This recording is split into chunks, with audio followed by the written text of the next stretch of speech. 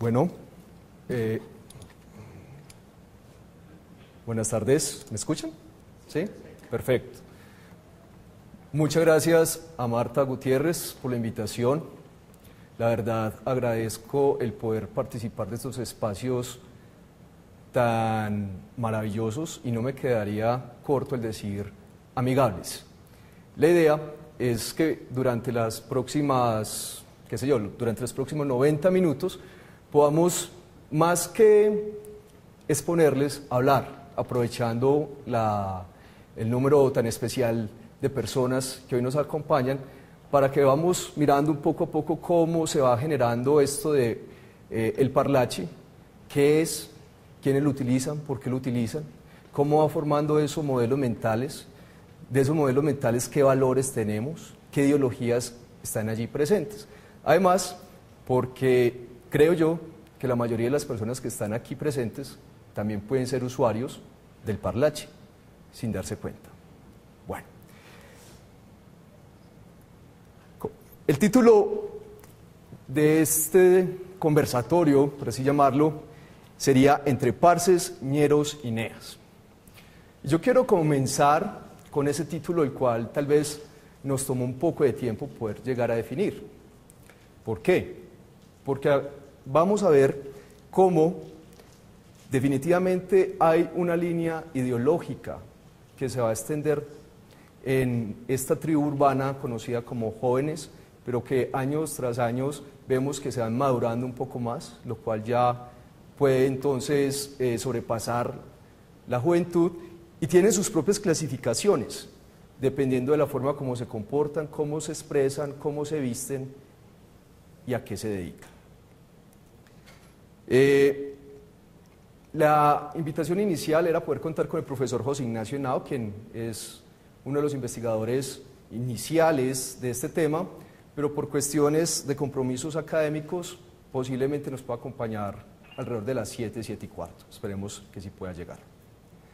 Bueno, quiero que comencemos este diálogo con algo, y es que me regalen unos 5 minuticos para que observemos este video.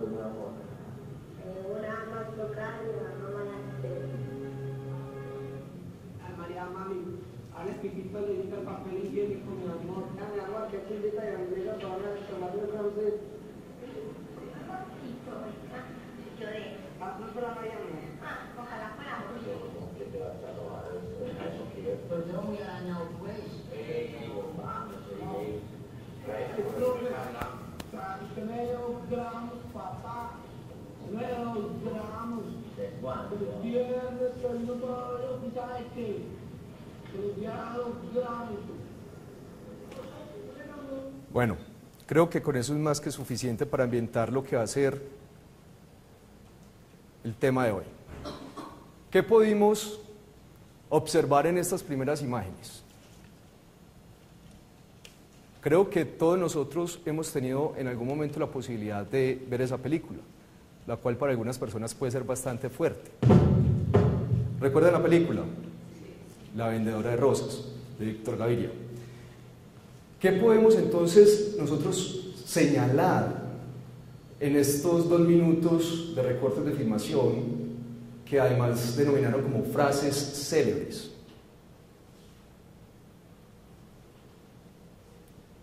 Podríamos ubicar a estos jóvenes en una cultura, ¿cómo lo podríamos definir? ¿Dominante? Más bien vulnerados, en un estrato social muy definido. Una forma de expresarse con coloquialidades, pero también con términos que tal vez algunos de ustedes no entendieron. Se les hizo difícil comprender. Otros, por su lado, pudieron interactuar perfectamente. Vemos entonces que definitivamente podríamos concluir en esa primera parte que nuestro queridísimo amigo Mac Halliday tiene algo de razón cuando propone que la lengua es el canal principal por el que se transmiten los modelos de vida. Voy a repetir esa parte. Se transmiten los modelos de vida, por el que se aprende a actuar como miembro de una sociedad, dentro y a través de los diversos grupos sociales. La familia, el vecindario y así sucesivamente. Y adoptar su cultura, sus modelos de pensar y de actuar, sus creencias y sus valores. Entonces la primera pregunta aquí sería, ¿qué podemos pensar con estos niños que desde que nacen están expuestos a esta forma de hablar? Obviamente que va a ser el primer código que ellos tienen para poder crear su mundo.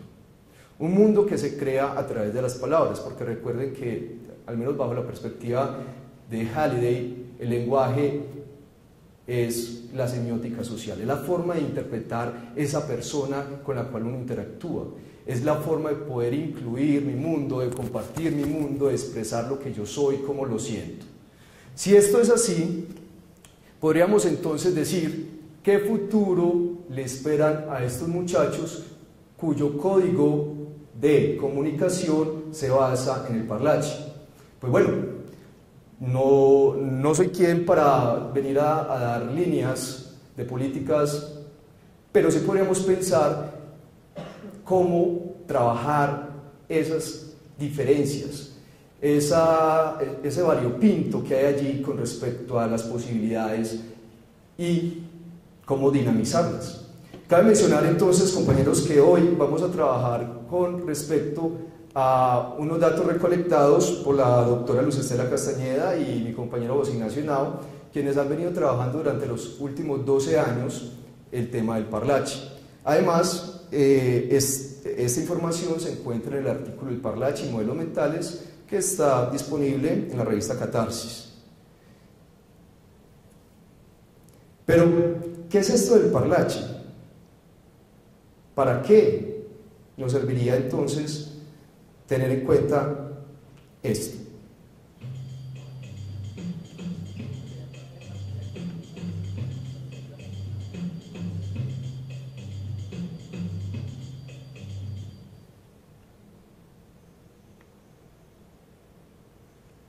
Usted va a subir al barrio popular número 8, ¿sabe qué niño? Le recomendamos, no ser visajoso, comer callado, aprende un Padre Nuestro, comprarse un chaleco antibalas y un cuerpo en el cementerio universal. Es sencillo, socio. Usted debajo del metro con un cuerpo que diga Contras Infinito AK-47, mera caspa, niño, mera caspa. Bueno, la palabra caspa, si uno la busca en el diccionario, podría encontrar algo así como una especie de escamilla blancuzca que le da a la gente, a ciertas personas en el cuero cabelludo, ¿cierto? Es lo que regularmente definiría el diccionario, lo que regularmente en cualquier país hispanoamericano la gente entendería por caspa.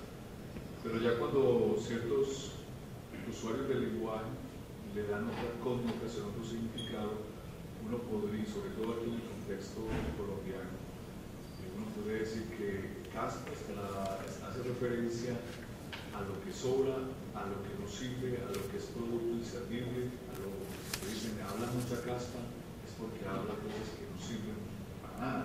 Uno dice, no, qué pereza andar con una caspa de vieja. ¿Por qué? Porque le parece aburridora. Y lo mismo con las pelas, pues, cuando le dicen, ah, eso se habla mucha casa, es porque uno está siendo muy aburrido con ella, le está hablando muchas, o sea, cosas que no les interesan, entonces, qué caspa. Y ella le dicen a las parceras, no, se van a mero caspa, mera caspa de man. Si uno hace la referencia con la escamilla esta blancuza que produce el cuero cabelludo, pues uno cuando tiene caspa lo que quiere es quitarse, porque eso no es nada, no significa nada, no tiene nada, ¿sí? Es algo sin ningún tipo de valor. Porque la caspa es como maluca, llevarle encima, entonces, sí, entonces, qué casposo, y como la caspa no es un no bastante, entonces está dando mucha caspa. Bueno, creo que con ese primer ejemplo podemos comenzar a ubicarnos en qué es esto del parlache.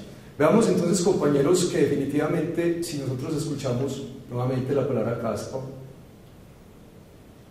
dependiendo del contexto en donde estemos con las personas que interlocutemos, vamos a poder llegar a entrar, a deducir, a encontrar, a definir algunos de los posibles significados, pero también de las connotaciones que lleva con él. Es decir, es positivo, es negativo, es bueno que le digan a uno, usted es una caspa. Vamos a trabajar, como más adelante trataremos, cómo consideran ellos el trabajo, qué tipo de trabajo tienen, cuáles son las posibilidades que la sociedad le brinda para que ellos puedan trabajar. Por tanto, entonces, ¿dónde quedarían los aspectos éticos y, si se quiere, morales de la connotación positiva que normalmente puede tener el trabajo en una sociedad como la nuestra? Por eso podemos decir entonces que la transmisión de los valores sociales e ideológicos y los modelos mentales que orientan la cognición social de los jóvenes pertenecientes a los sectores populares y marginales de Medellín y de su área metropolitana se van a ver afectados por la forma como interactúan. Nuevamente, devolvámonos un poco. Bebés que desde que están en su casa escuchan esta forma de denominar el mundo. Van construyendo su realidad a partir de estas palabras. Van generando sus opciones con estas palabras. Palabras que puede, como más adelante escucharemos una de las entrevistas que han realizado con respecto al tema, van a cerrarle puertas laborales a estos niños, a estos jóvenes, pero que también, si usted no es partícipe de esa forma de comunicarse con el otro, no va a poder llegar a interactuar. ¿Con quiénes? Con sus padres, con sus amigos. Va a ser un extraño. Algo así como le pasó a nuestro autor nadaísta Gonzalo, quien cuando él estuvo en la cárcel y en uno de sus momentos sintió las ganas de consumir droga y veía que había un jíbaro. De hecho, el jíbaro es una palabra del parlache. Y al identificar este jíbaro, va y le dice, ¿qué más, parce? No, tal cosa. Y él no lo volteaba a ver. ¿Ves que quiero que me vendas droga? No, yo usted no le vendo. Usted no hace parte de esta cárcel. ¿Quién sabe usted quién es? Es decir, el no poder manejar y no solo utilizar esos términos, sino poder interactuar como lo hacen los otros, hace que se les cierre la puerta. Nuevamente, no solo a ellos frente a una sociedad, sino de nosotros a esa subcultura que ellos han venido trabajando. Por eso es que podemos decir que inferir del discurso de los parceros su visión del mundo es posible. ¿Cómo? A través de la interiorización de las ideologías, que vamos a ver en este lenguaje como su cotidianidad. Podemos entonces señalar qué es el parlache. Bueno, entonces digamos que ustedes en este momento, David lleva 10 minutos hablando del parlache, pero ¿cómo lo definimos? Obviamente es una variedad argótica. ¿Qué significa esto? Que no es igual al español, pero sí se nutre de las estructuras sintácticas, es decir, del lenguaje que tiene el español. Es el producto de la heterogeneidad social y cultural. ¿Cuál heterogeneidad? Que ninguna de las personas que está aquí presente es igual a mí y viceversa. Que cada uno de ustedes va construyendo el mundo como puede, como quiere, con las posibilidades que se van generando, pero que además ustedes van dando, no digamos realidades, pero sí van nombrando esas realidades para que el otro entienda en qué lugar usted se encuentra. Vemos entonces que en esta parte podríamos decir que los usuarios del parlache hacen parte de una contracultura que produce una variedad lingüística, pero que también es una queja, es un grito, es la forma de manifestarle a la sociedad su inconformidad. ¿Su inconformidad frente a qué? Frente a esa exclusión social de las cuales ellos son o se sienten parte, porque no necesariamente son, simple y llanamente también reproducen su mundo a través de ello. ¿Desde qué perspectiva podríamos definir el discurso? Hombre, pues el discurso es un evento comunicativo. Yo creo que esa sería como la definición más precisa. Pero este evento comunicativo es específico y complejo. Si yo en este momento le digo, niño, coronaste, veo que entendieron. ¿Sí? Dentro de un contexto puede tener diferentes posibilidades. A ver, ¿cómo cuáles? No les dé miedo, recuerden que hay que aprovechar que somos pocos, pero muy representativos. Ganar. ¿Ganar qué? Depende del contexto en el que se esté diciendo. Si así como en el parlache, me imagino pues apuntará como, no sé, o en ese época de narcotráfico, entonces coronar es como llevar una carga y que llegó bien, y entonces algo así. Muy bien. ¿Alguna otra posible explicación?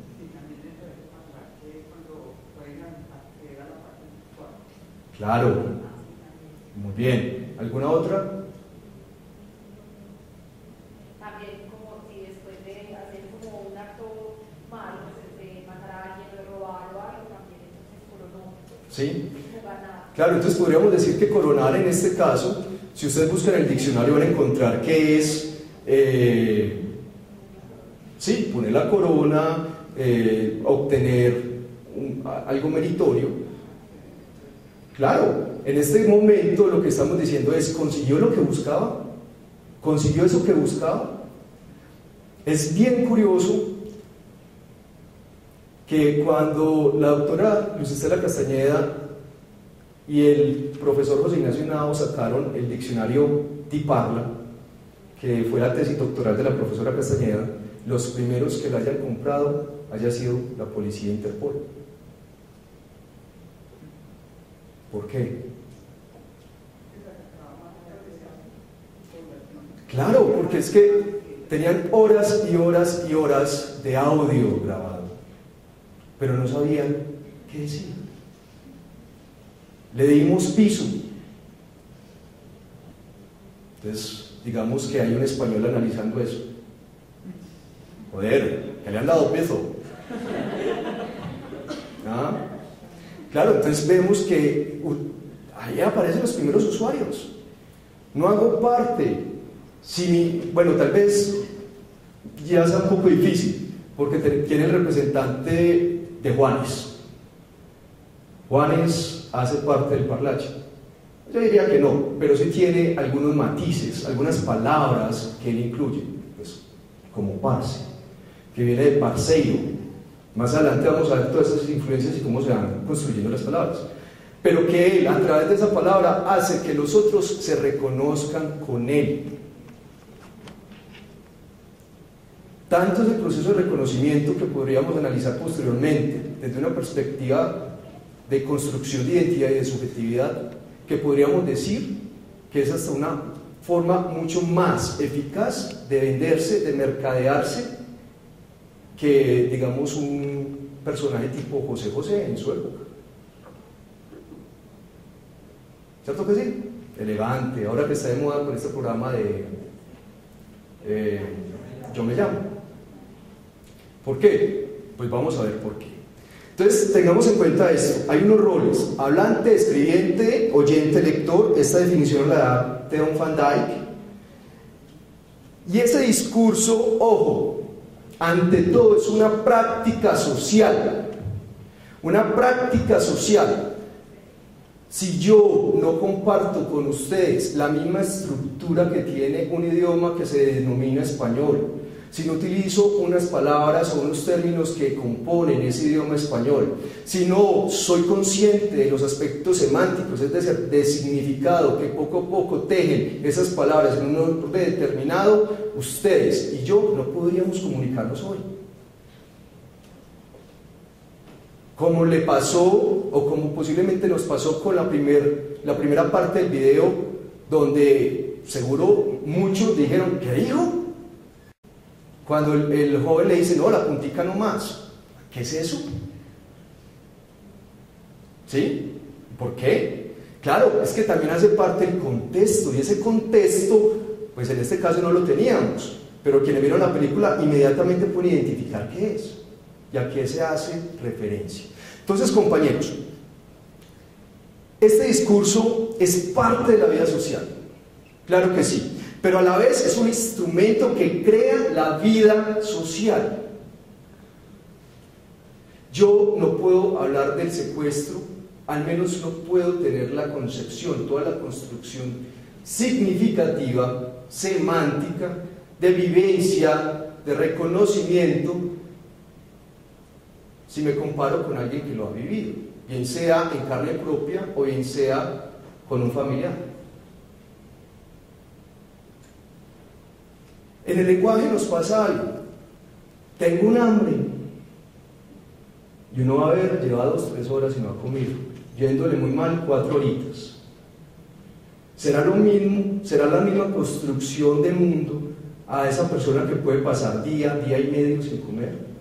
¿A que él lo diga? Claro, estas realidades se construyen con las palabras, pero también hay que estar en esa realidad, en ese contexto, para poder dimensionar lo que en verdad esa palabra está sugiriendo, está construyendo. Estas variedades argóticas, el parlache no es la única. En cada ciudad con dificultades económicas y sociales vamos a encontrar una variación de este tipo, y vamos a ver que tienen regularidades. En vez de decir camisa, misaca, es una de ellas. En vez de decir amigo, compañero, es parcero, que viene de parceiro, ya les decía anteriormente como otro ejemplo. Una mujer puede ser grilla, puede ser fufa, también puede ser las denominaciones que le quepan en su cabeza, pero también puede ser la mami, la bebé. Vemos entonces que es a través de ese contexto, nuevamente, socioeconómico, para algunos vulnerados, que van apareciendo estas formas de ver el mundo y de ir en contra de él. Utilizando ¿qué? La única forma de construir mundo, que es el lenguaje.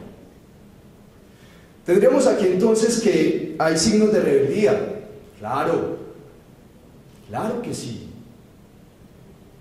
Que yo a mi mamá le diga cucha, o a mi papá, pues yo no sé si tanto viejo, pero bueno, tal vez no, digámosle cucho también. Hay una dinámica de emancipación, pero también hay una dinámica de ponerlo a nivel que yo considere pertinente. Y además el acento no solo es algo de adorno, sino definitivamente que enmarca, nos da el contexto. Puchita, tiene platica, o tiene la luca, diría, ¿no?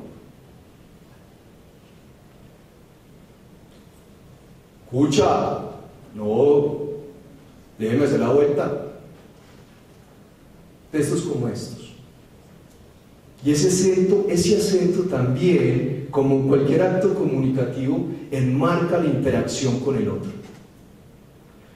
Pero vemos que, de cierta forma, también es la opción más pertinente de poder esconder información. El ejemplo de ahora, cuando cogen a unos criminales con las conversaciones, claro, si yo hago parte de ese mundo, puedo llegar a conocer lo que ellos dicen. Un ejemplo es todas estas novelas, estos programas de mafiosos que hemos tenido en las cadenas nacionales, que entre otras cosas son un éxito en rating. Hace 6 meses estaba en Bolivia en un seminario y la novela más vista en el país era La chica de la mafia, algo así. ¿Sí? Una niña muy linda de la mafia. Las muñecas de la mafia. Y estábamos con otra compañera que es de acá de Medellín, y ella hablaba y decía, ay, si hablan así, hablan igualito. Y ellos ya tenían incluido que este argot, Dios mío, ¿a través de qué? De una novela. Pero se identificaban porque compartimos dificultades socioeconómicas muy precisas. Aparte de que somos latinoamericanos. Pero también tenemos nexos de cohesión y de identidad. Recuerden el ejemplo de este nadaísta Gonzalo en la cárcel cuando intentó comprar droga. Inmediatamente le dijeron, usted no es de nosotros, usted puede ser un policía, yo no sé quién es usted. Pero ¿cómo chicos que viven en esta realidad aprenden a manejar los registros de un lenguaje marginal como sería el parlache y de un lenguaje general como es el español?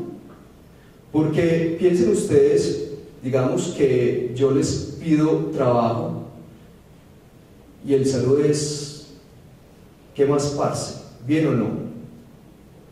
Inmediatamente, ¿cuál es toda esa construcción social que gira alrededor? Entonces, aquellas personas que interactúan no solo con esos pares, sino que tienen un mundo por fuera de su barrio, como algunos de los que entrevistamos y ahora vamos a leer, tienen esa dualidad comunicativa, una dualidad que se ve también en su comportamiento y que va construyendo modelos mentales que son hasta contradictorios, pero que es su forma de interactuar entre un mundo y otro. Por eso, si yo no hago parte de ello, voy a encontrar una barrera, y esa barrera va a intentar excluirme. Pero, ¿qué es esto de los modelos mentales? Yo los invito a que hagamos estos dos dibujos. ¿Qué está pensando el pollito?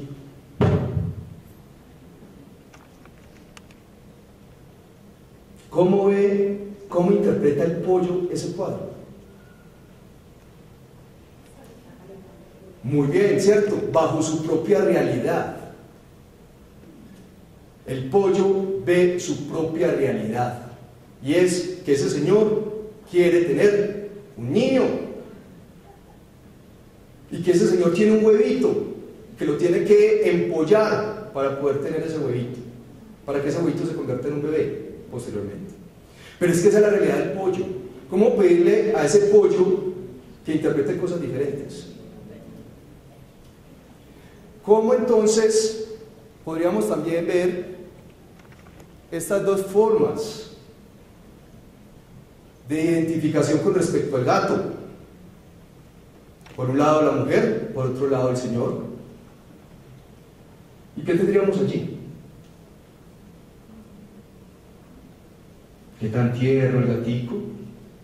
Por fin voy a acabar con esas ratas. Y estamos hablando del mismo objeto. ¿Pero qué? Estos modelos mentales, recuerden, al menos desde la teoría que les propongo hoy, que es la teoría que propone Theo van Dijk, que es un psicocognitivo lingüista, Dios mío, qué trabalenguas, nos dice que un modelo mental son esas versiones personales de las ideologías que el sujeto capta y construye a través de la socialización, que se logra a través de la familia en primera instancia. Recuerden a Berger y Luckmann, allí, los procesos de socialización. El grupo de iguales con los que interactúo los chicos del barrio, los parceros, la escuela y finalmente la esfera laboral, que muchos de ellos, al menos espero, lleguen tan solo cuando tienen los 18 años, que tampoco es una realidad. Entonces veamos, compañeros, procesos de socialización que le van a permitir a este pollo llegar a una diferencia con ese cuadro, procesos de socialización, interacción, todo el papel que culturalmente tiene una mujer, pero una mujer, ojo, tenemos que hablar de una mujer situada hoy aquí, estudiante, funcionaria, amiga del CES, es una realidad muy diferente a una mujer, si se le quiere, en el campo, a una mujer que en este momento puede estar en Afganistán, a otra mujer que puede estar en las selvas del África, y así siga construyendo posibles ejemplos. Entonces no podríamos hablar de que hay una sola forma de construir modelos mentales y que no hay un modelo mental válido, pero que indiscutiblemente yo veo el mundo desde mi visión. Yo no puedo ver el mundo desde la visión de ustedes. Si eso fuera así, Dios mío, cogeríamos, no, pues yo creo que nos enloquecemos primero, pero podríamos llegar como a otros estados de libertad.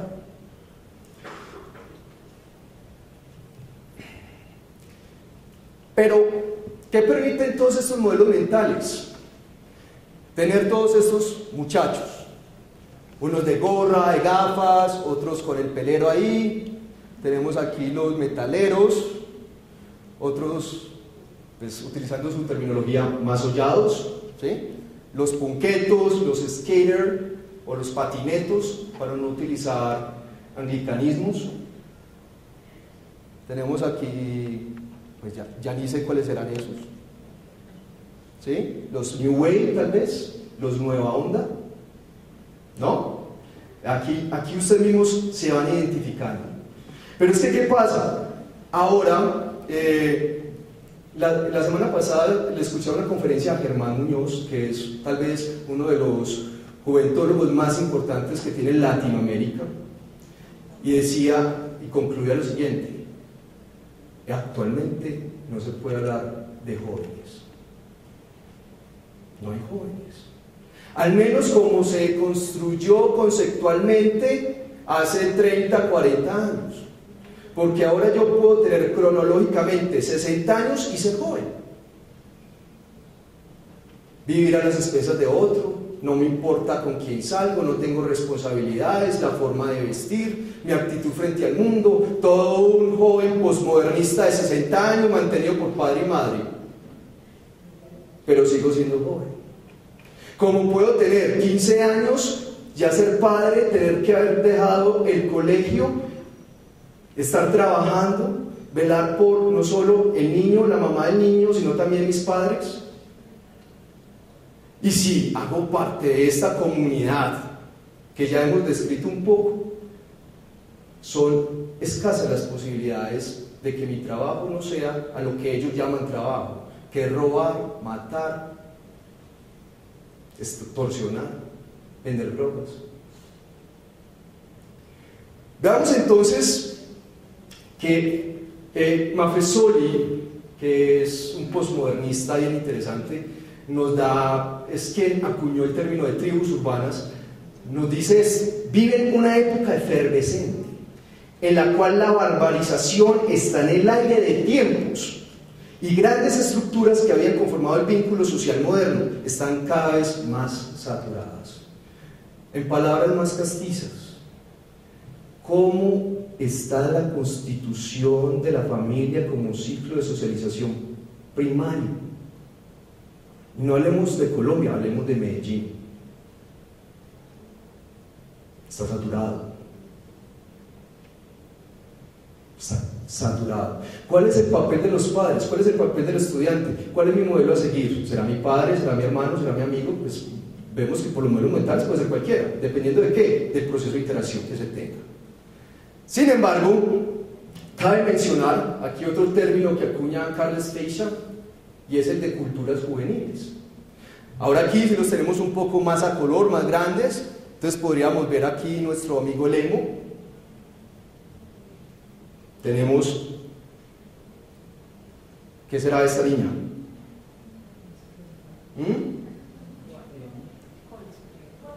Gótica, muy bien, gótica.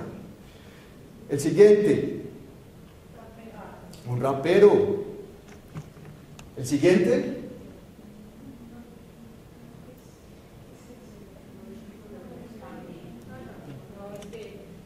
un skater. ¿Y por qué saben que es un skater? Por los pantalones, los bolsillos en los pantalones. Muy bien. El siguiente, un hippie, ¿cierto? Un rockero. No woman no cry. ¿Sí? Un rasta. Qué bien, claro que sí. ¿Y cómo diferenciamos un rockero del rasta? Por las trenzas, el cabello. El siguiente. Es muy interesante, claro, porque es que estos dos, esta es la versión femenina, esta es la versión masculina de los flogger, que son estos mismos pero a color. Tenemos esta Barbie.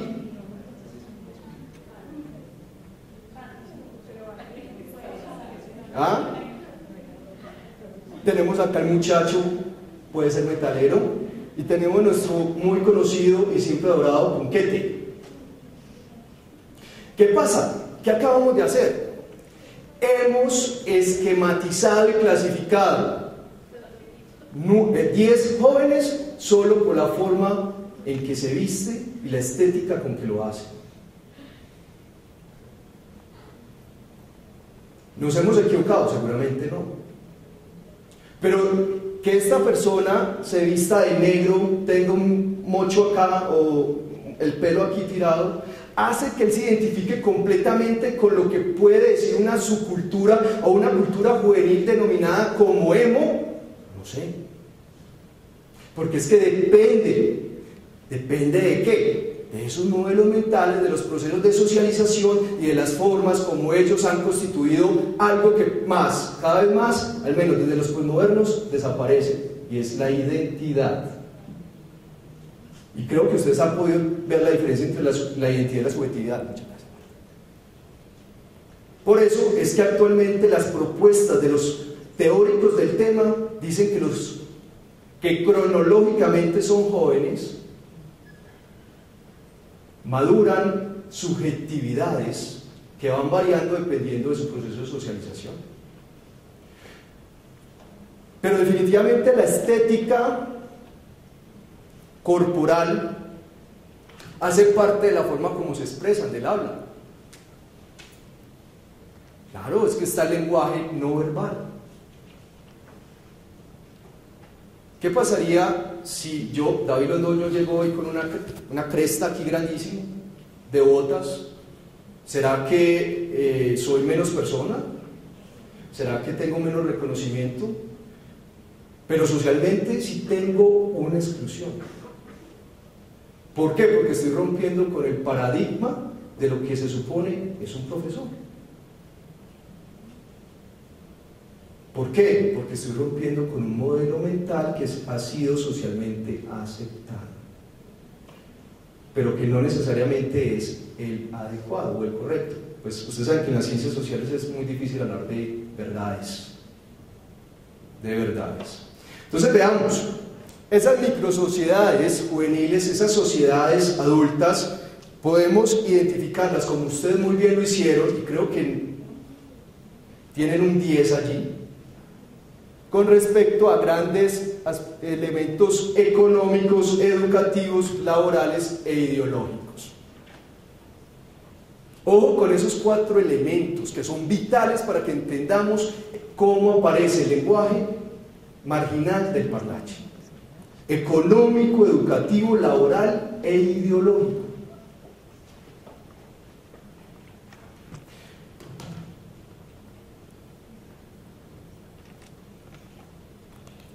Félix Rodríguez poetólogo español, nos dice: hombre, pero ¿por qué utilizar lenguajes marginales?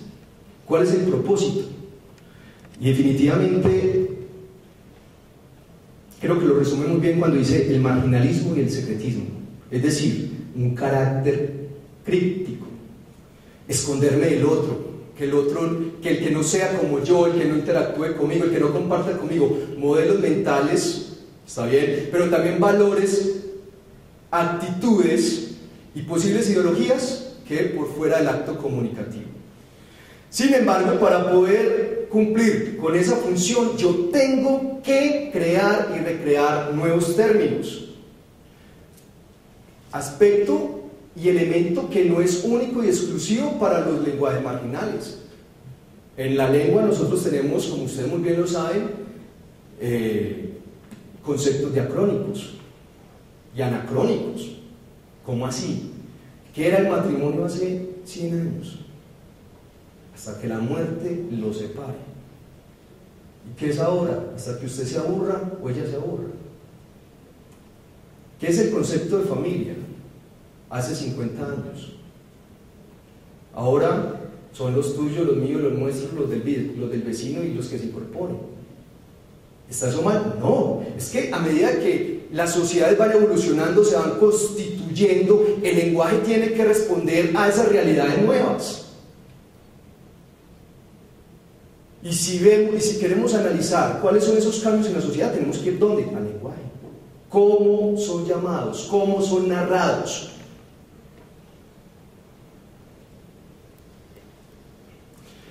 Entremos entonces un poco más en materia. Esto era con el ánimo de que ustedes supieran desde dónde les hablo. No le quise llamar marco teórico porque nos espantan, pero ahora que ya lo expuse, sí, ese era el marco teórico desde el cual hacemos el siguiente análisis. Tenemos entonces que tristemente por cuestiones sociales, educacionales, políticas, económicas, familiares, ideológicas, estamos hablando de un grupo de personas que comparten algunas de ellas. Y que en esa cultura en la que se considera el robo, el asesinato y la distribución de drogas, que son actividades ilícitas, como un trabajo, es porque algo falla. Algo está allí deconstruyendo sociedades. Me devuelvo a nuestro amigo Mark Halliday, y él propone una antisociedad. ¿Y qué es esa antisociedad? Es la respuesta a la exclusión por parte de un grupo de personas con respecto a la sociedad dominante. ¿Y cómo responde? De esa forma: robo, asesinato, distribución, que entre otras cosas son las posibilidades de algunos.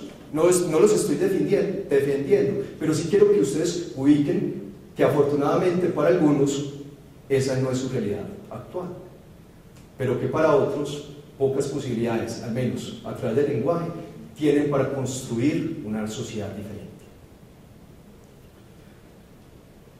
Veamos un poco de lo que nos decía el segundo video. El asesinato puede ser un trabajo, un cruce o una vuelta. Un robo es un golpe. Ahora, si yo pertenezco a una organización ilícita, trabajo para una oficina. Y ya ustedes han escuchado que todos estos términos han sido incorporados por los medios. Los medios hablan de la oficina de tal y tal y tal, coronaron a tal y tal, la vuelta se cayó, ¿sí? Ahora, lo más interesante es este último. ¿Cómo llaman al lugar donde se vende droga? La plaza. ¿Ah? ¿Y a la plaza quién va? A mercar. ¿Y quién es? Pues la gente la gente adicta o los vendedores o los jíbaros. Pero yo quiero que ustedes vean cómo ha cambiado, cómo se construyó ese significado de plaza y de mercado. Plaza como un sustantivo, aquel lugar donde yo voy a conseguir lo que necesito, y mercar como la acción de poder satisfacer mis necesidades, pues, inicialmente alimentarias, diría yo. Otro elemento bien importante: ¿cómo le rogamos a la Virgen y a Jesucristo que nos vaya bien en la vuelta?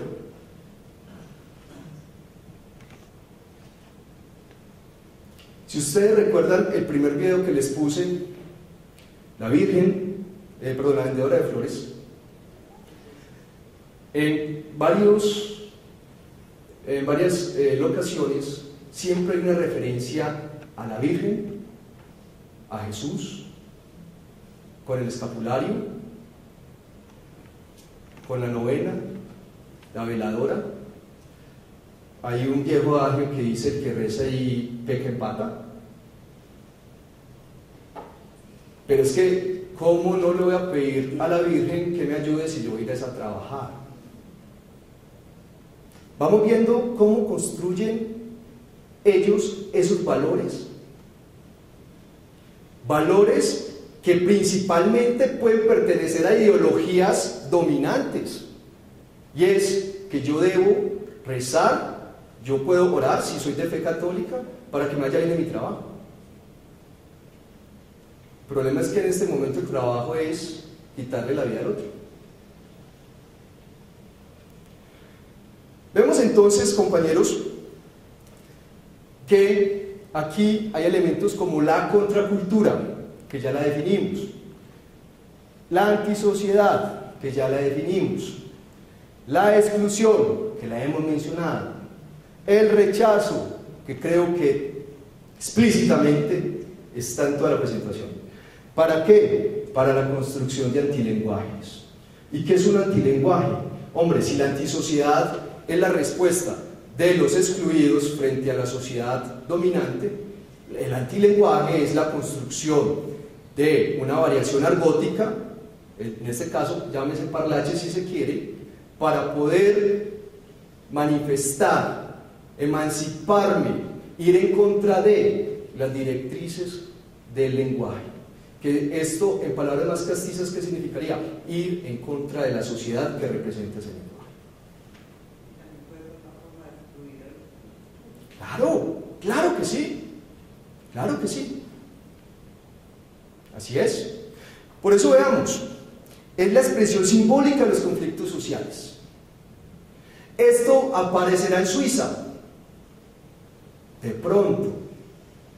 La verdad, no hemos hecho estudios relacionados con ello ya, pero de que es menos probable a que aparezca, por ejemplo, como en Francia, donde hay una mezcla de culturas africanas cuya lengua materna, aunque es una lengua materna adquirida después de la conquista francesa, es el francés, cuyos derechos no son iguales a los franceses. Es decir, si yo soy un francés de color negro, nacido de padres africanos, no tengo los mismos derechos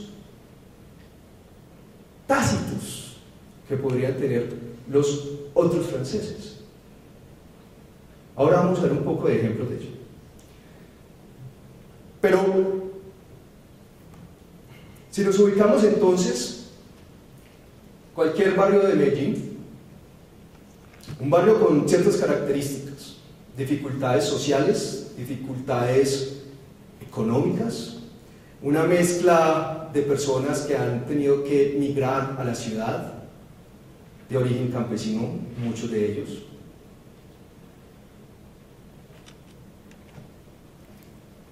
El lugar preferido de socialización definitivamente es este: la calle. La calle. Pero hay una respuesta del por qué. Porque es que la calle es el lugar de juego y esparcimiento. Al menos yo recuerdo que no había nada mejor que jugar fútbol en la calle. Reunirse con los amigos en la acera de alguno del barrio. Y uno podría pasar horas, no delinquiendo, pero podría pasar horas. Y se generan conversaciones, como de pronto estos muchachos la están teniendo acá. ¿Sí? También algunas realidades como negocios, fiestas. De hecho, si a ustedes les ha tocado pasar un diciembre fuera de Colombia, yo creo que es lo más triste que hay. Al menos para aquellos que gozan de las fiestas decembrinas. ¿Por qué? Porque fiesta que se respete está en la calle. En la casa es otra cosa, se hacen otras cosas, se interactúan, se hablan de otras cosas. Pero en la calle se construye un mundo, el mundo del parlache, podríamos decir.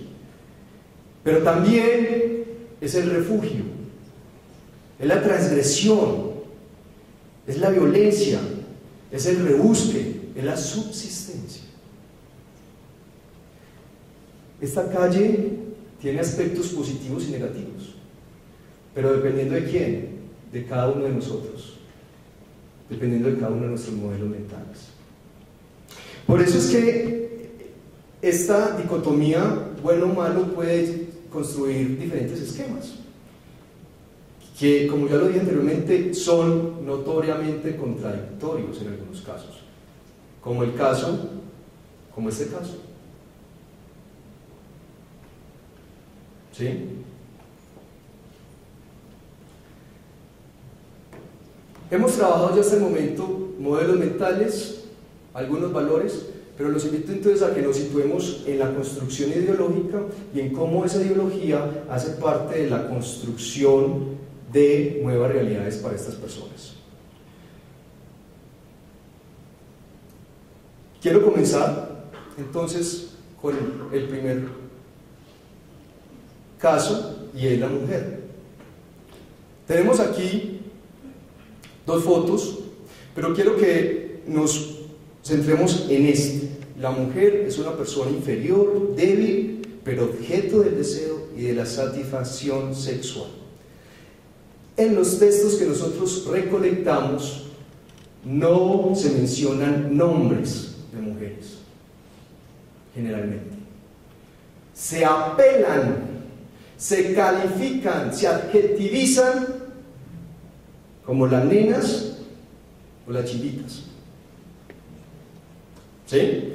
Las cuales se levantan y están allí disponibles.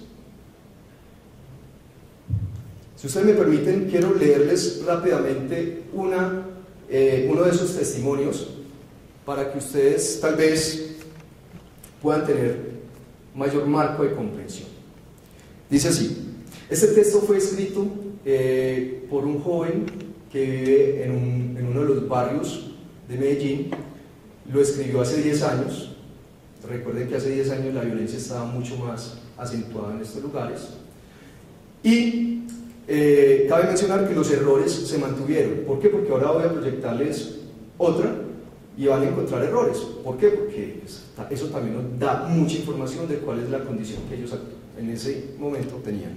Dice así: vivo en un barrio popular de Medellín, donde se ve desde la vieja más perra hasta el man más matón. El rancho en que vivo queda en una esquina, en donde se parcha cuanto chirrete, visajoso, mal hablado y chandorrea, los cuales son mis parceros. Después de describir más o menos mi hábitat, les contaré una anécdota que ocurrió en el barrio hace algunos días. Veamos el nivel de coherencia. Una parcerita de nosotros que se llamaba Claudia, que está muy encoñada con Nando, un medio chirrete caribonito que es todo picado porque vive en una casa finca, pero Claudia estaba más tragada de Freddy, uno de los más parceritos de Nando. Ella estaba planeando hacer un cambiazo, despegarla con Nando y quedarse con Freddy, porque ella estaba achantada con el Nando porque este casi no le paraba bolas. Bueno, primera pregunta, ¿lo entendimos? Más o menos. Podemos generarnos una idea. Entonces vemos que definitivamente, no solo en este, sino en otros, la mujer se presenta como débil, pero como objeto de deseo. Pero ahí ella está deseando.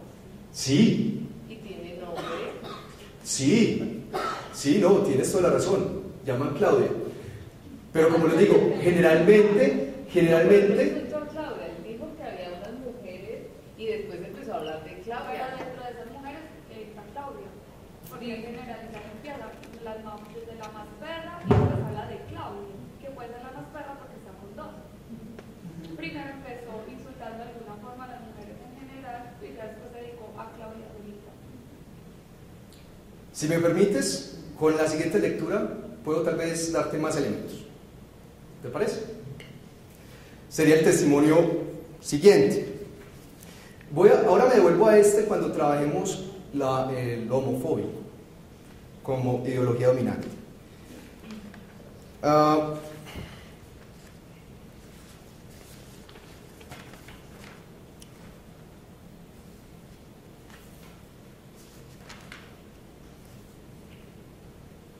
Sí, aquí está. Esta es la historia de un niño llamado Jefferson que creció en Manrique, un barrio popular de Medellín. Ellos eran muy pobres, pasaban mucha hambre, a veces ni comían en todo el día. El cucho abandonó a Jefferson y él creció con su mamá y su hermanita que trabajaban haciendo los oficios en las casas de los burgueses. Jefferson, por estar en la calle con los parceros, le jalaba la droga. Entonces los pillos del barrio lo mandaban a hacer vueltas raras como robar y esas cosas. Comenzó robando carteras, billeteras, etc. A medida que crecía se iba haciendo más liso, hasta que robaba carros, motos, tiendas y puestos pequeños. Comenzó a matar y a conseguir mucho money para las grillas y caciquear tumbes y vueltas hasta que caciqueó todo el parche y se volvió el pillo más respetado y al que más miedo le tenían porque tenían más de un muñeco encima. Y los goles eran cada día más grandes, porque ya no goleaba carros ni tiendas, sino que los goles eran de supermercados y bancos. Todas las grillas del barrio se morían por él.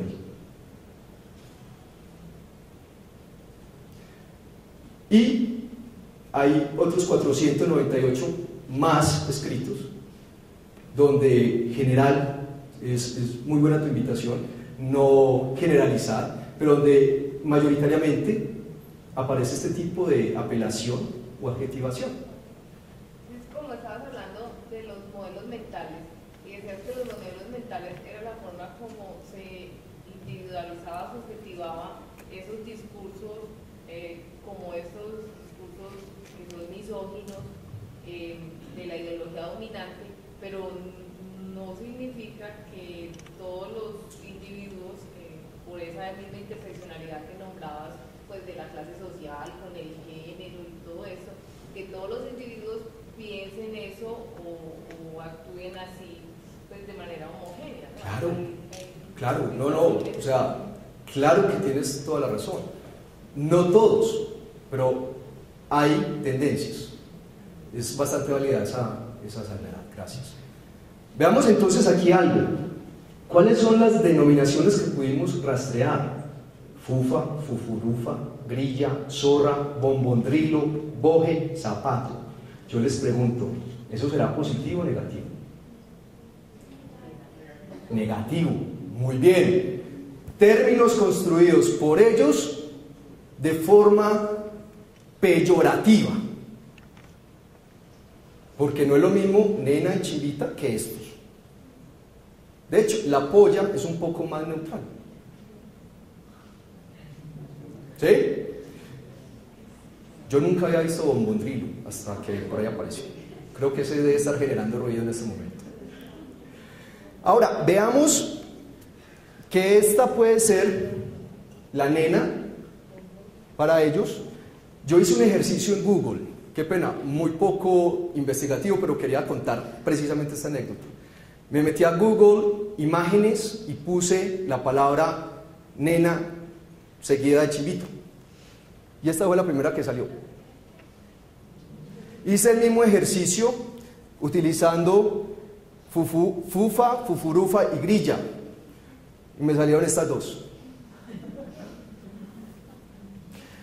Como elemento bien interesante, fisiológicamente y en la forma de vestir, compartían con las otras personas que aparecían en las diferentes fotos siguientes. Ahora, ustedes muy bien saben que en Google, ¿quiénes son los que categorizan las fotos? ¿Quién las monta? Es quien la monta, quien dice qué es esa foto. Ahí pueden tener ustedes una investigación muy interesante. Ahora, claro, si son misóginos, ¿dónde queda el machismo? Podríamos hablar de machismo. Este es uno de los errores que se mantuvo en la transcripción. Me tuve que perder por un tiempo del barrio para que no me quebraran. Me fui más piedro porque no pude saber nada de la zorra. Esa, por culpa de ella casi me matan, me tumban. Ya estoy haciendo traducción simultánea y todo. No sé dónde estará la desgraciada, pero de todas maneras está muy buena. ¿Hará machismo en esa parte? ¿Cómo podríamos analizarlo?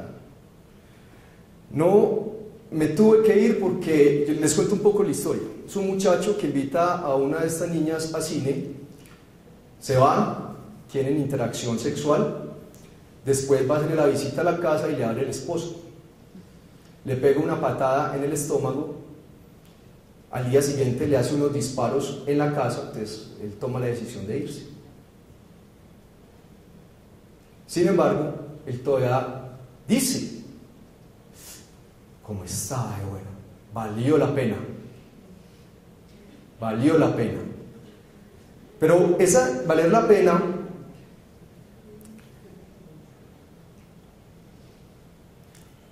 se ve reforzado a través de términos como desgraciada, zorra, que igualmente connotan aspectos negativos y son extremadamente peyorativos. Se le preguntó a los participantes, ¿qué opina usted de una mujer que hable en parlache? Y el 73% dijo, no. ¿Usted es usuario del parlache? Sí. ¿Y qué opina de las mujeres que hablan parlache? No. ¿Por qué? Ojo con las respuestas. El parlache no queda bien en la boca de una mujer, porque es un lenguaje agresivo y vulgar que solo debe ser utilizado por los hombres. Le resta feminidad a las chicas. Señalan su procedencia de estrato bajo. Un maestro que nos colaboró, las niñas están desfigurando su ser femenino porque hablan mucho con los muchachos y están utilizando un lenguaje muy parecido al de ellos. El parlache es para machos, contestó a ellos. Profesora. Podríamos analizar, lo que pasa es que como esa no es nuestra cultura de origen, uno ve más fácil lo ajeno que lo propio. Eso pues uno ve más fácil la paja en el ojo ajeno que la viga en el propio. Pero traten como de analizar en el lenguaje y en los discursos que nosotros usamos, incluso académicos, que también comparten con este parlache mucha de esa desvaloración pues, de todo lo que es femenino y definición de lo masculino en oposición a que no es femenino. Entonces, fíjense, por ejemplo, en el lenguaje común, ¿qué es un hombre público, un político? ¿Qué es una mujer pública? Una prostituta. Entonces, así hay como mucho cierto, que es un zorro, un hombre muy astuto, que es una zorra, en el lenguaje pues que se usa. Sí, coloquial. Sí, pero que es de nuestra cultura. Entonces, eso se acentúa más en esa cultura porque hay una valoración de la masculinidad hegemónica, violenta, pero también hay cosas que se comparten mucho con nuestra propia cultura y con la cultura, la que Virginia Gutiérrez de Pineda decía que era el complejo cultural de la montaña en los años 50 y 60 del siglo XX en Antioquia. Entonces, pues, o sea, ahí yo creo que hay como una venta pues de análisis, ¿cierto? Y cómo esta subcultura o anticultura se deriva de la propia cultura paisa, ¿no? Pues de la predominante. Sí. Y cómo acentúa ciertos rasgos que son misóginos, que son androcéntricos, más bien patriarcales, pues para no decir machismo, que es un término más como coloquial, no es tan académico. Okay. De hecho, esa es una de las conclusiones a las que llegamos nosotros, y es cómo la ideología dominante, en este caso lo que la profesora muy claramente acaba de presentar, influye en esta mistura de construcción de ideologías alternas. Vamos a abrir. Otro de esos elementos, y nuevamente aprovechando esa referencia que hace la profesora, tenemos 3 elementos: el poder, la fuerza y el dominio. El poder, la fuerza y el dominio. ¿Por qué? Porque es que, si ustedes recuerdan el texto anterior, hablaban de cacique. Ese tipo es un duro, el patrón, el señor de la oficina. Algo así como nuestro queridísimo amigo. ¿Sí? Veamos estos dos aspectos. Dice, al cabo de 5 años se armó el combo más teso de Medellín. Y Jefferson, que era el que estábamos leyendo anteriormente, era el cacique de toda la parte nororiental. Los lecheros eran los caciques de la parte noroccidental. Jefferson, en la continuación de esto que les está leyendo, dice que cuando mataron el duro de su barrio, fue el peor día para el duro, pero fue el mejor día para él, porque él pudo ahí reemplazarlo. Pudo reemplazarlo. Me acuerdo del Pecoso, un varón, uno de los duros de por ahí, que no se le arrugaba a nada. Fue el último en partir. Como era tan asado y tenía tantos muñecos encima, le habían montado la perseguidora todos, los capuchos, los feos, los de la banda de abajo. Era un concurso a ver quién lo tumbaba primero. Poder, fuerza y dominio. Pero este poder, esta fuerza y este dominio aparecen entonces nuevamente. El parcero no se le arrugaba nada. Es mejor decir aquí murió que aquí corrió. No comer de nada, probar finura, ser muy teso, pararse en la raya.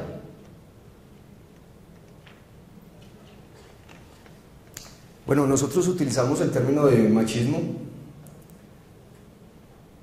y vemos que lo que la profesora decía, el poder y la valentía también es tomado de la ideología dominante, es un modelo mental socialmente aceptado. ¿Por qué? Por esos arraigos que ella acaba de explicar. Arraigos que ellos ven desde que son niños.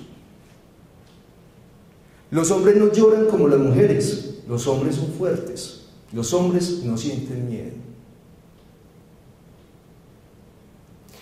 Y cuando un niño o un joven no demuestra su valentía, se le trata de nena, señorita o de mujer. Se va contra la imagen de, y se considera que esa imagen es negativa. Imagen que nos lleva entonces a esta parte, a la homofobia.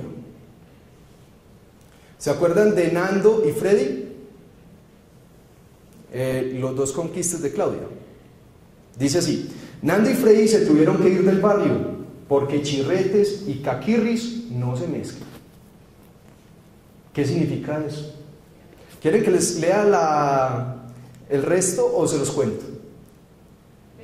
¿Lo leo? Bueno, entonces quedamos en la fiesta, ¿cierto? Que había una fiesta. Dice así: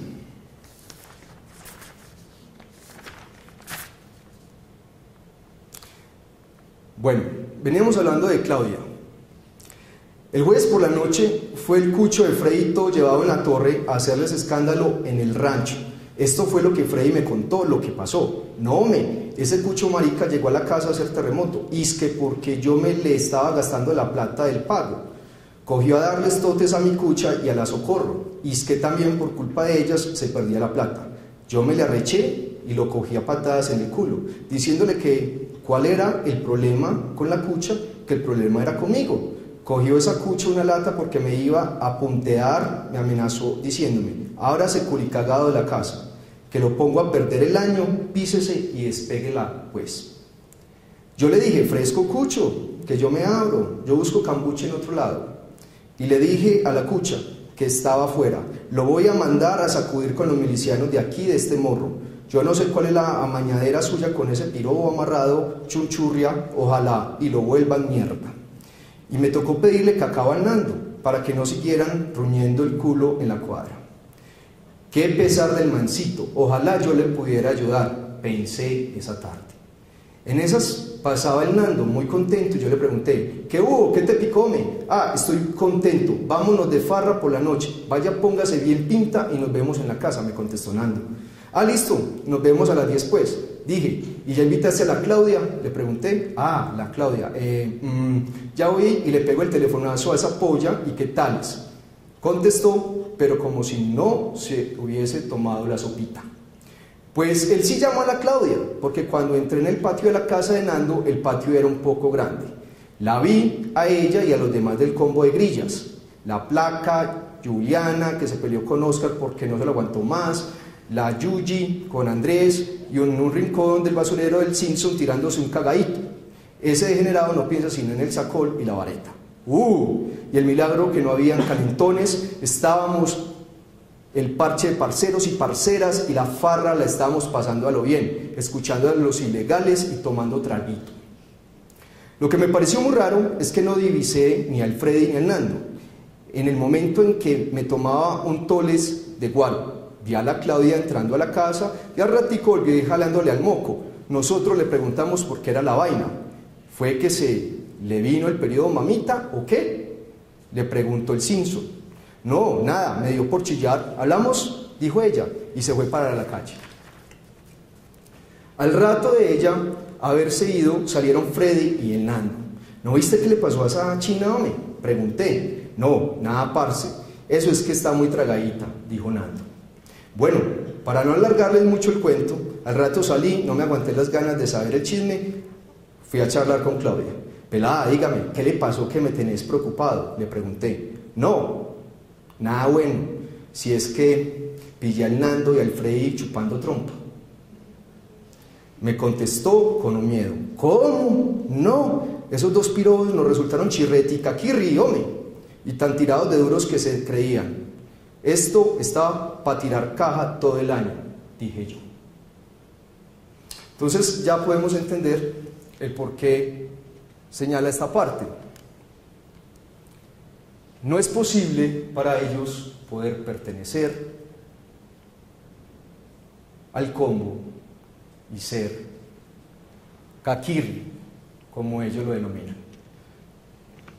Después lo que él dice es: con razón lo echó el papá. ¿Se acuerdan que al inicio estaba diciendo: ah, qué cagada con el papá de este man? Yo le voy a ayudar, ojalá le pudiera ayudar. Ya ahora le está dando la razón al papá. Con razón lo echó. Con razón lo echó. Sigue la historia y dice que Nando y Freddy se tuvieron que ir del barrio porque los iban a matar. Finaliza diciendo que ojalá estén viviendo ese amor que harto les costó. Esto es solo una idea de las posibles referencias que se dan en estos elementos. Sin embargo, aquí ya adelantando un poco podríamos ver, bueno, hasta qué punto son gregarios y hasta qué punto son individualistas.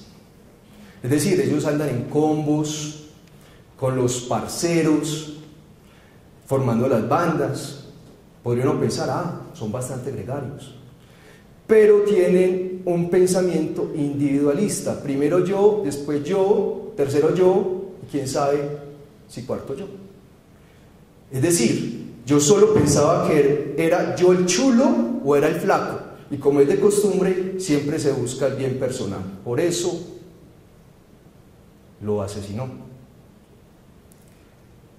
Hay otros ejemplos bien interesantes.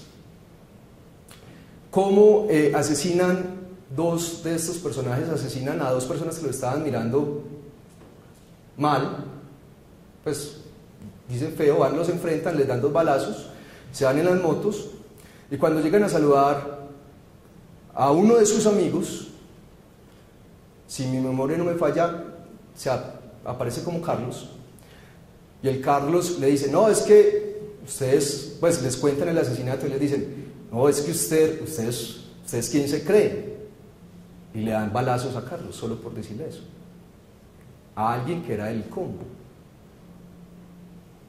Bueno, también reconocen que están bajo ciertos efectos.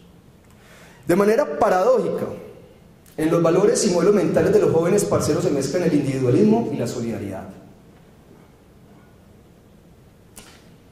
Esto muchas veces es más complicidad y sentido de identidad y cohesión entre pares que un verdadero sentido de solidaridad y búsqueda del bien común, hasta el punto de que muchos de los llamados amigos se encargan de eliminar a sus compinches. Un ejemplo, Rodrigo de No Futuro. ¿Sí lo recuerdan? No nacimos para semilla, entre otras obras de... Bueno. ¿Cómo vemos el aspecto de religiosidad? Nuevamente, hice el ejercicio en los buscadores, en los metabuscadores, parcero, y salieron muchas fotos, listo, pero ninguna que identificara una de otra. Hice el ejercicio, ñero, algunas diferencias estéticas, nea, y esta fue la primera. Entonces vemos acá, de hecho este personaje, si ustedes lo conocen, ahora es mucho mayor, es Robinson, el de la Comuna 8, es un humorista que ha salido en telenovelas, Caracol, creo que, o RCN, algo así, y que ahora tiene montado un stand-up comedy. Acá está en sus inicios, y así se vestía él, realmente. Sino que ya después empezó a trabajar en la construcción del personaje. Entonces vemos acá, el parcero se caracteriza porque lleva escapulario, generalmente grande y visible, carga medallas e imágenes, invoca a los santos, a Jesucristo y a la Virgen, para que le ayuden en los cruces y enciende velas en los santuarios cuando ha coronado sus trabajos. Pues yo creo que ni le sobra ni le falta. Escapulario, grandes y visibles, carga medallas, imágenes, Jesucristo y la Virgen. Les comparto esto. Aunque el cerco se perdió, fue porque lo cogieron los tombos y lo encanaron. A él lo iban a llevar a Bellavista. Entonces él dijo que si Dios sí existía, que lo sacara de ese problema y él iría a 9 misas seguidas. Ojo pues con esa promesa. Y así fue. Él se libró de ese y se convirtió en evangélico, en una tal iglesia pentecostal. Entonces, definitivamente estamos viendo aquí una mistura que va de la ideología dominante a una ideología emergente de una situación socioeconómica muy específica, dada, nutrida por las dificultades sociales que, como en muchas otras ciudades, aparecen y surgen aquí en Medellín. Recuerden que hemos venido trabajando durante los últimos 10 años en la recolección de este material y en el análisis, pero también hemos podido identificar que se mantienen ciertas tendencias en los modelos mentales, unos modelos mentales que, como ustedes pudieron observar, pues no son todos iguales, difieren, pero que se van encontrando elementos en los que se atañen, que van generando ciertos valores, en este caso como la solidaridad, pero también como el individualismo, que van también dando la construcción de elementos misóginos, claro, ¿sí? Un amor propio por encima del otro, y además ¿cuál sería el término? Sí, el ponerse por encima de las mujeres igualmente, creo que estaría en lo misógino. Para no alargar más y poder pasar a las preguntas que ustedes tengan, quiero compartir esta diapositiva. ¿Qué podemos entonces decir acá? Que los modelos mentales de los parceros están conformados por una mezcla de valores tomados de la ideología dominante y por los antivalores creados en su grupo social. Que estos contravalores chocan y rompen los paradigmas sociales, porque pasamos del desprecio por la vida y el amor al dinero fácil, ¿sí?, a una resemantización de trabajo, poder y valentía. Vemos entonces que lo importante no es vivir mucho, sino poder vivir como ellos quieren, prototipo narcotraficante, el duro, el cacique, donde la vida del otro no vale mayor cosa porque se puede perder solo por mirarlo mal, por faltarle respeto, por no seguir los conductos. Y esto nos dice entonces que la vida es efímera y hay que vivir el presente, no negarse experiencia alguna por peligrosa que sea. Eso es la respuesta que encuentra uno en algunos de los escritos. Bueno, ellos no dicen efímera, ¿cierto? La vida es efímera y hay que vivir el presente.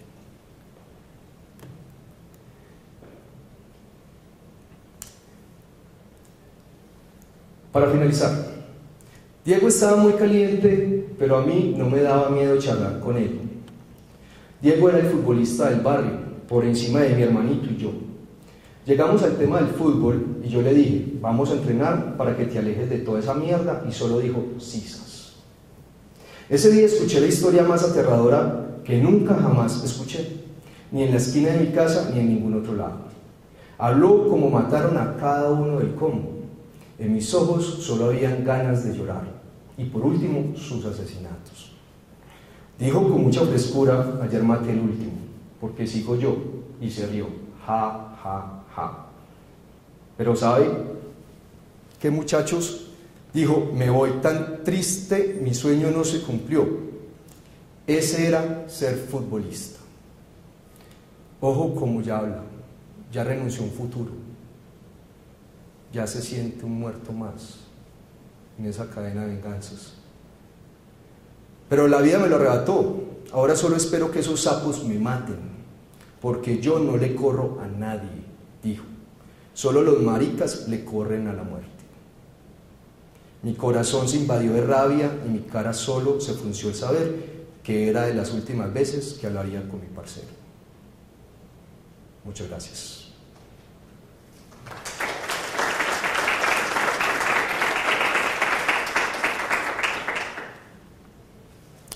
Si tienen alguna pregunta.